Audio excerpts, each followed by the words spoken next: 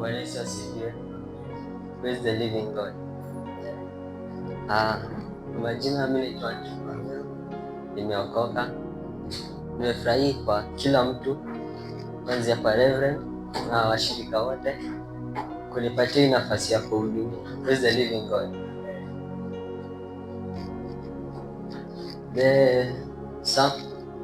The first topic of the service in this morning inaitwa no turning back. Praise the living God.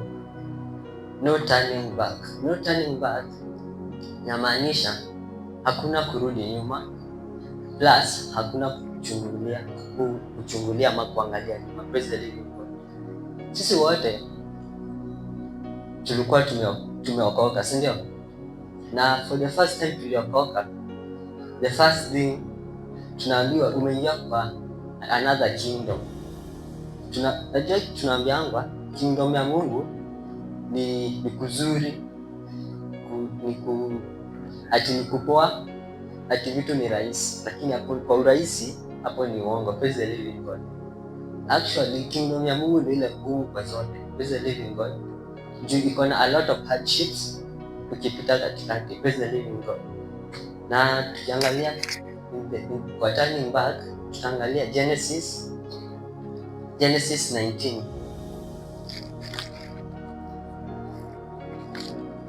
Tutaangalia story ya Lot's wife. Praise the living God.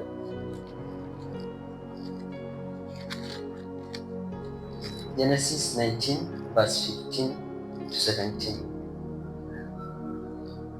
Tusome kwa hiyo. And it says, when morning dawned, the angels urged Lot, saying, arise, take your wife and your 2 daughters who are here, lest you be consumed with the punishment of the city. But he lingered, so the man seized him and his wife and his 2 daughters by hand, the Lord being merciful to him, and they brought him forth and set him outside the city. And when they had brought them forth, they said, flee for your life, and do not look back or stop anywhere in the valley. Flee to the hills, lest you be consumed. Praise the living God. So tumesoma waliokolewa. Praise the living God. In other terms, they were saved by God. Praise the living God. After waliseviwa, Mungu aliwaambia msisimame na usiangalie nyuma na usisimame. Praise the living God. As Christians, sisi wote tumeokolewa. Praise the living God. Na tukiokolewa, Mungu hataki tusimame, tusiangalie nyuma na tusisimame. Bwana anasema tusisimame. Ukisimama italeta stagnation. Praise the living God. Na ukiangalia na stagnation ni kusimama pale pamoja hadi una lose hope. Na ukiangalia nyuma ni kuangalia your past life. Utaanza kuona maisha yangu ilikuwa mzuri kuliko venye sasa niko kama nimeokoka. Praise the living God.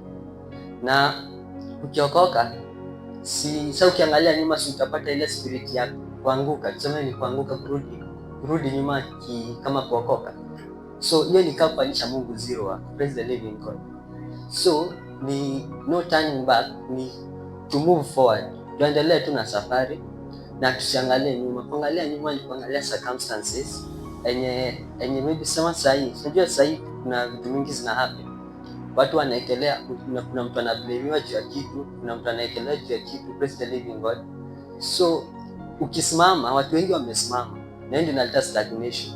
Wamesimama juu hivi ulianzisha business bado just try. So ukasimama, ukastuka, ukaanza kuangalia penye nilikuwa nafanya kazi kitambo ni better than penye ninaenda. Praise the living God. Usitikie kusimama na tusiangalie nyuma. Praise the living God. Tuangalie Luke 17:31 to 32. Hallelujah. And Luke 17:31 to 32, it says, remember Lot's wife. Whoever seeks to gain his life will lose it, but whoever loses his life will preserve it. I tell you, that night there will be 2, one in bed, one will be taken and the other left. There will be 2 women grinding together, one will be taken and the other left. And they said to him, where? He said to them, where the body is, their eagles will be gathered together. I think ni hapa juu, hapa 30. So it, na verse 30, it says, so it will be revealed to them. I'm sorry.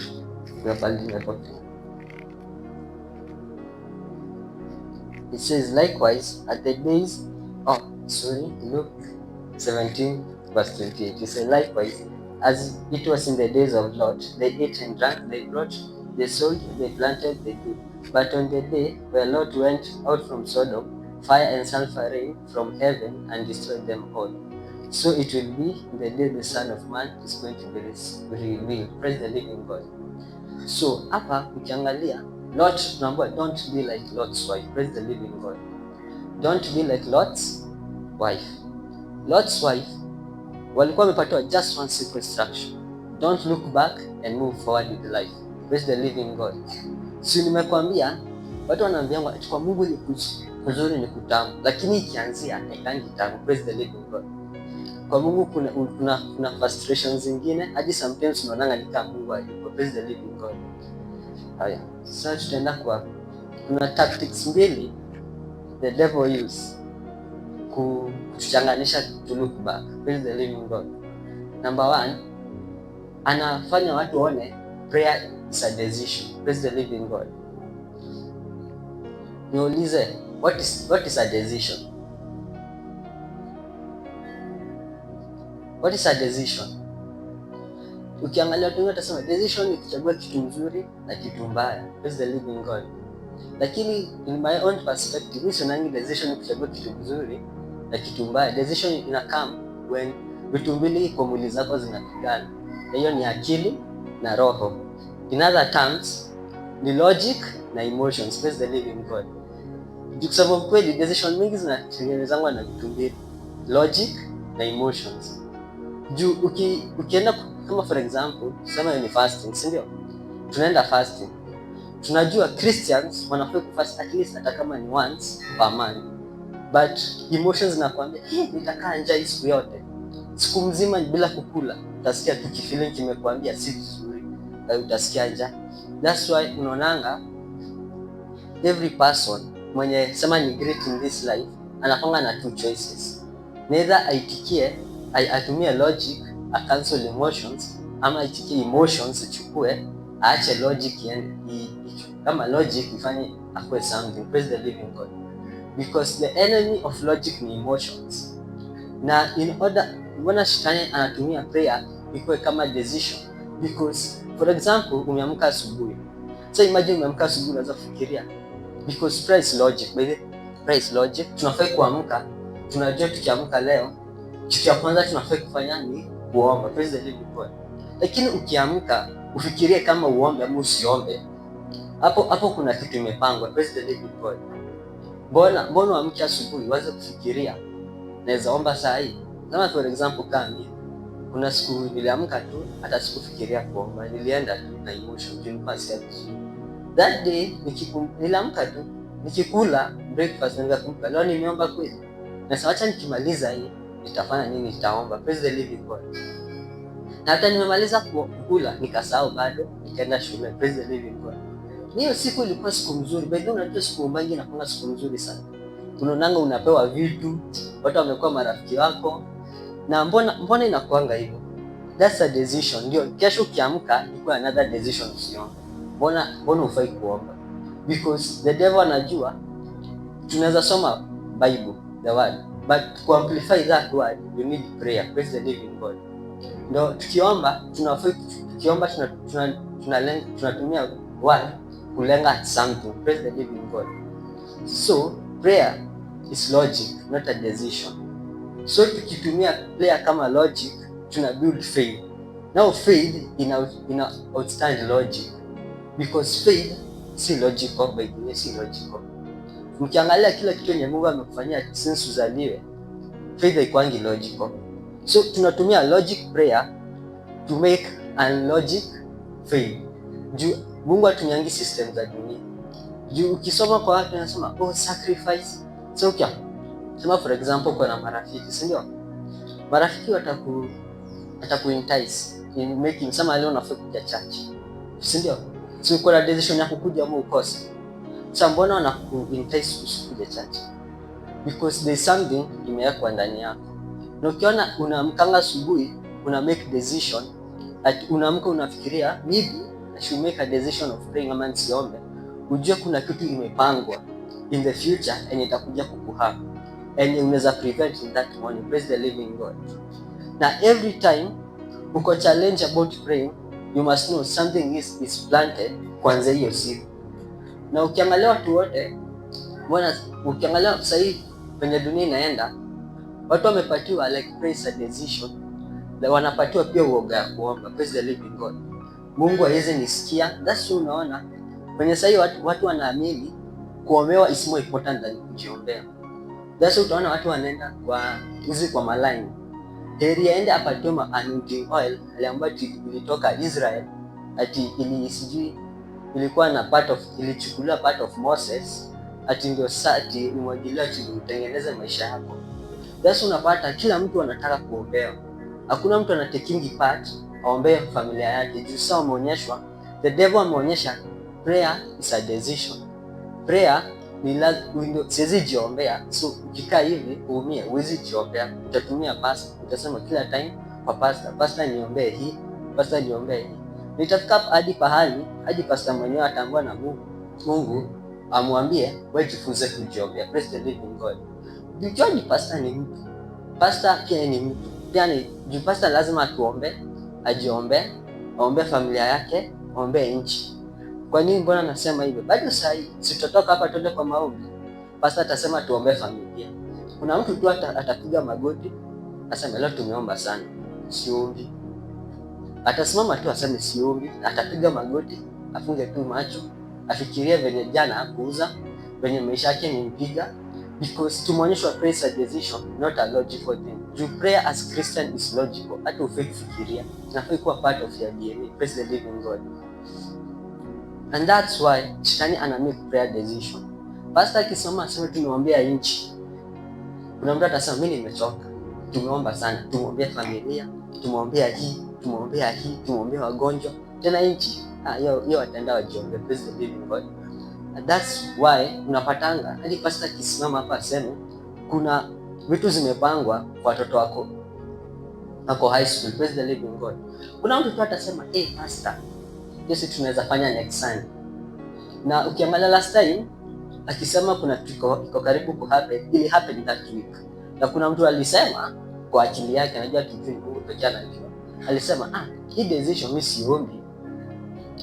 Tunaweza fanya hivi next week, hadi naweza ombea kesho asubuhi nikiamka. Na kesho asubuhi akiamka bado hataomba. Ataamka tu na njaa. Praise the living God. Haya.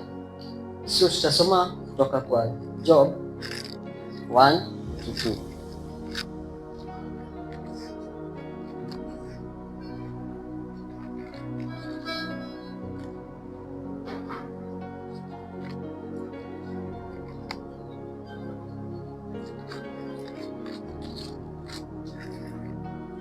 Job 1-2. And the Bible says, there was a man in the land of Uz, whose name was Job.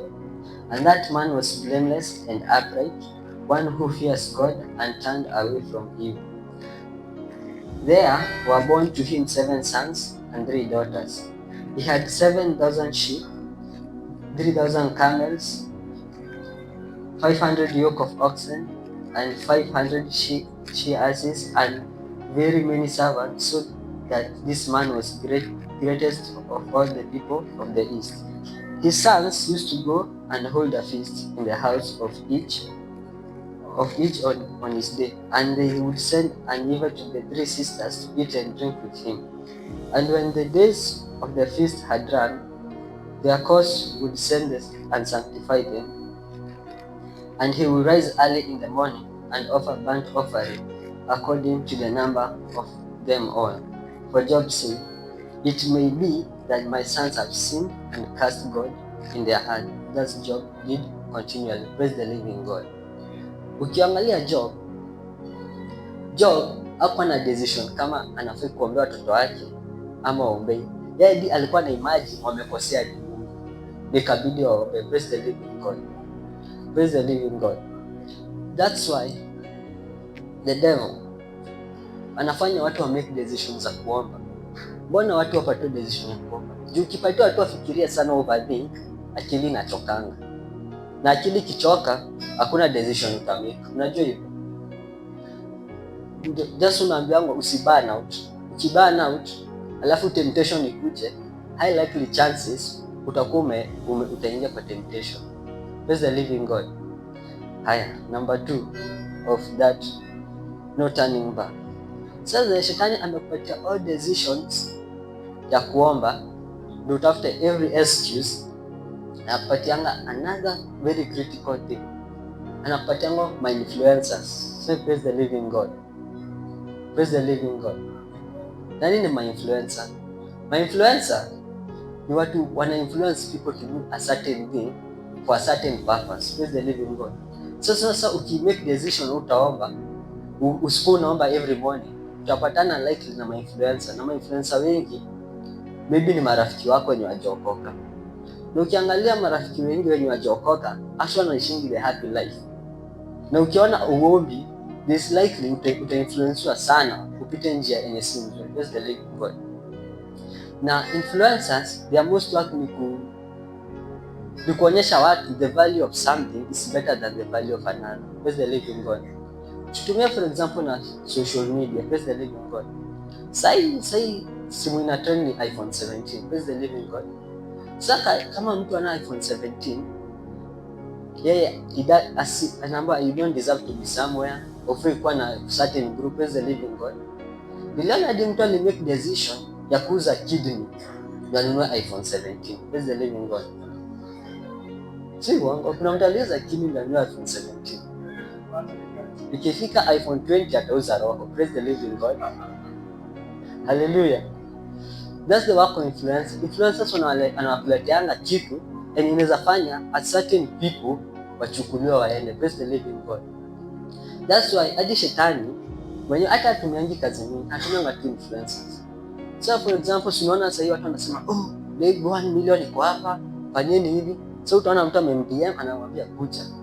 Sasa kiamba kumbe anapelekwa kanisa. Akiamua kanisa anaambiwa aanze kurudi na rivers. Kumbe amepelekwa kwa Illuminati. Praise the living God. Naambiwa ukisema kenye umesema leo tutakuua. Praise the living God. That's the work of the influencer. Influencer ni zenye your prayer life imetingizwa, kazi yake ni kuja kuifanyia finish. Praise the living God.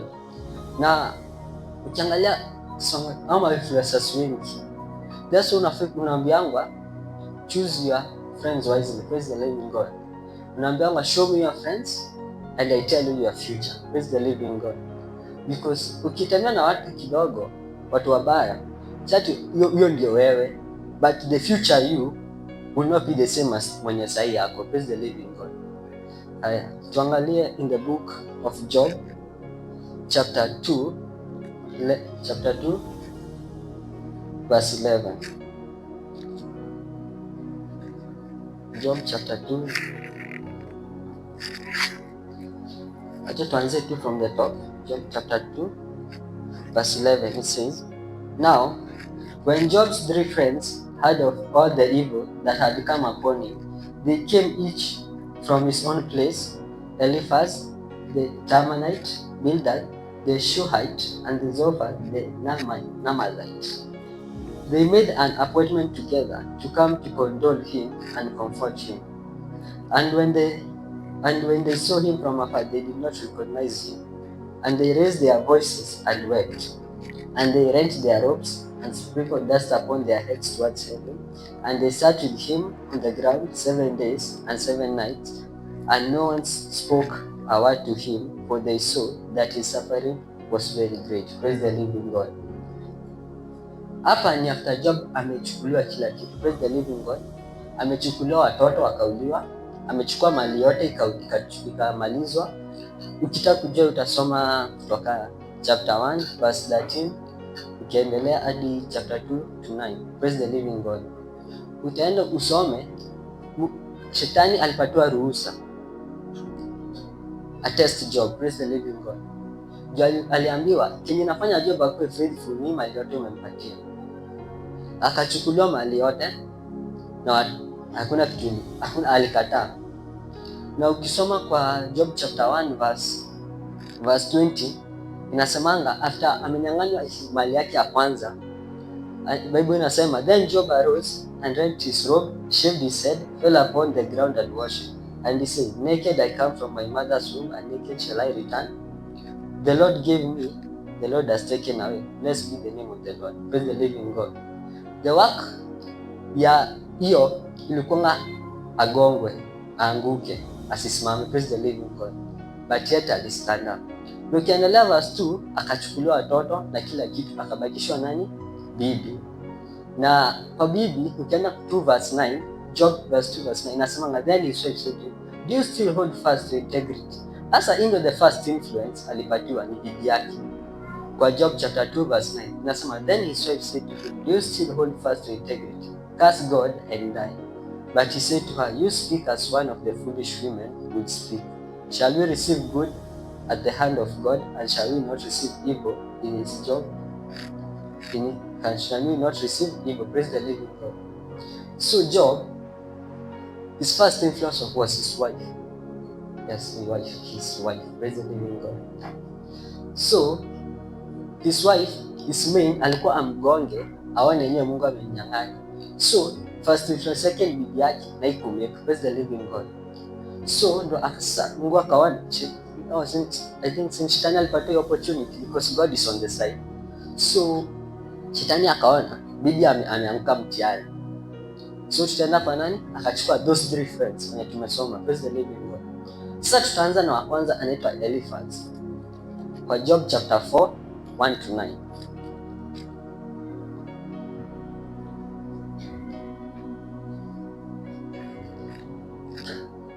And the Bible says, then Eliphaz the Temanite answered, if one ventures a word with you, will you be offended?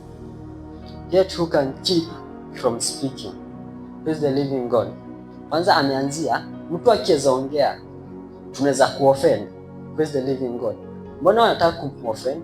Juu anajua ataprovoke. Praise the living God. Na mtu mwenye amefirisika ama kitu yake imechukuliwa ni very highly akasirike. Praise the living God. Tuendelee. Behold, you have instructed many, and you have strengthened the weak hands. Your words have upheld him who was stumbling, and you have made firm the feeble knees. But now it has come to you, and you are impatient. It touches you, and you are dismayed. If your fear of God, your confidence, and integrity of your ways, your hope, think now. Who that was innocent ever perished, or where were the upright cut off? Praise the living God. Ukiangalia hapo bado utaangalia Eliphaz alikuwa na aim something. Anamwambia kama wewe ni wa Mungu, mbona vitu zimekuhapelia hivi? Ushiona mtu wa Mungu ameteseka vile ameteseka. So the aim ilikuwa kufanya Job afikirie a certain way. Yenyewe mimi sikuwa nimeokoka ya serious. Ama ni mimi nilikuwa najifanya. Ama ni mimi nilikuwa nafanya hivi. So the main influence ya Eliphaz ni kumfanya sanze kuthink. Did I, kama mimi Job, nilikuwa nimeokoka ya serious? Ama niache Mungu sasa ya serious, jua mwenyewe ameniacha. Praise the living God. So na ukiendelea huko mbele utaona kwa Job alikuwa anamreplya mambo zake. Utasoma kwa Job chapter 6 wenye alikuwa anamreplya 6 to 7. Praise the living God. Sasa zinitwa aliona Job nikaa hajamsikia vizuri. So the second friend anaitwa Bildad speech.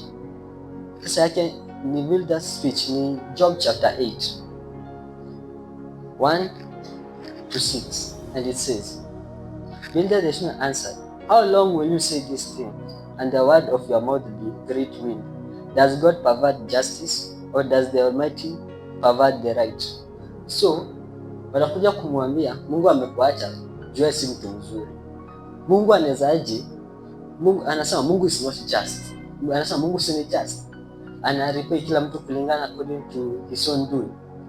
So kama wewe umelipwa hivi, bado mbona bado uko hivi? So the main work of the influence ni kumprovoke atoke.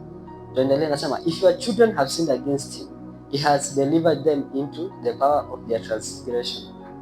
If you will seek God and make supplication to the Almighty, if you are pure and upright, surely then he will raise himself for you and reward you with the right reputation. So mkiangalia sikianza Bible inasema Job alikuwa na think watoto wake wamelaani Mungu. So he was doing sacrifices. Alafu anakuja kumwambia watoto wako sio wanafanyanga dhambi, basi walitusi Mungu. So inamaanisha hiyo maombi yako haifiki praise the living God.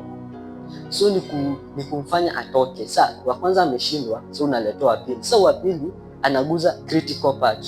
Wa kwanza alikuwa anamchallenge, huko umeokoka serious. Wa pili anamwambia hizi mtoto wako alichukuliwa for the sake of this part, ndio kwa maana wameuliwa. Praise the living God.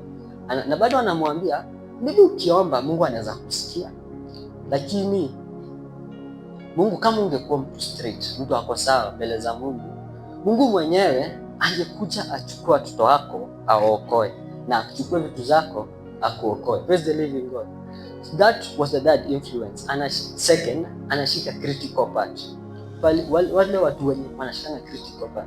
Ushaipata umejaribu kitu, lakini maybe for example watu wanasema mtoto wake anakuanga hivi, na ati ameokoka, na mtoto wake anabia hivi vibaya, mtoto wake anakaa hivi, mtoto wake anakaa hivi. Na tena shinanga akiombaomba huku. Unajua unaomba Mungu. Unajua sasa hapo anaguza kukuonyesha Mungu wako kuna venye anakaa scam. Praise the living God. Mungu wako anakaa scam, ni very fake. Juu wewe unaomba na vitu zina happen vibaya. Praise the living God.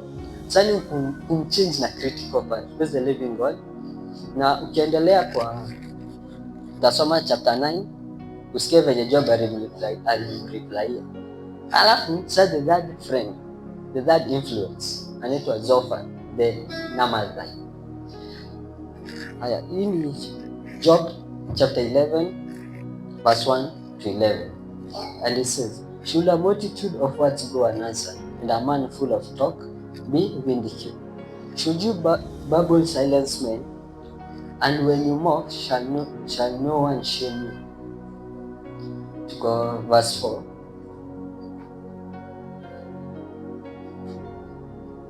And it says, for you say, my doctrine is pure, and I am clean in God's eye. But oh, that God will speak and open his lips to you. Praise the living God. Sasa hapa, ya kwanza walikuwa na still his upright. Number 2, wameguza critical part in his life. Number 3, sasa ni kumwonyesha, the other part ni kumwonyesha huyu Mungu atakutaki. Praise the living God.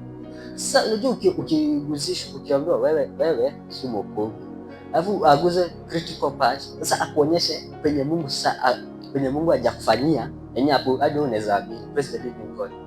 Because influence yao ilikuanga Job atingike yenye amini hapa nimelemewa. Praise the living God.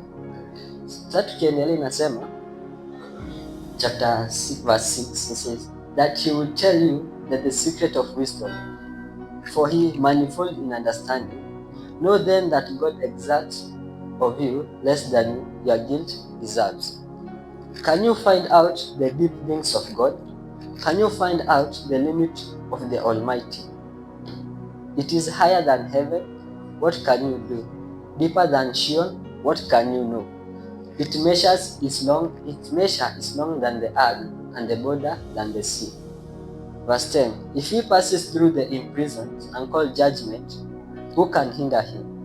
For he knows worthless men. When he sees iniquity, will he not consider it? Praise the living God. Angalia hapa sasa.